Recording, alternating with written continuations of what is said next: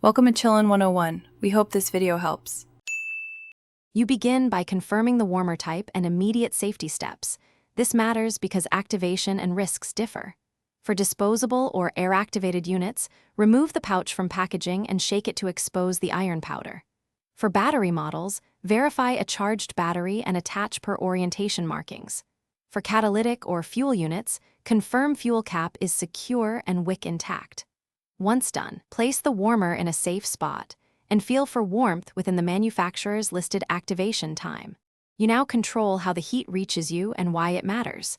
Direct contact can burn, while insulated placement conserves heat. For adjustable units, open or close vents and set low to high settings to match activity level. For battery warmers, cycle through power modes and monitor LED indicators. Once set, insert the warmer into a pocket or sleeve rather than against skin, and make sure clothing layers trap heat without compressing the unit. Compression can reduce airflow and shorten duration. You complete the process by powering down or sealing the warmer and handling post-use care so it lasts and stays safe. For rechargeables, plug in using the correct charger. For refuelable models, top up only with specified fuel and wipe spills. For disposables, wait until fully cooled before disposing in regular waste if allowed.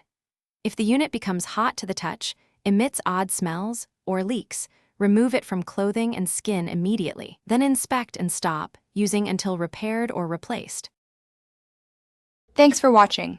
Consider subscribing if we helped you.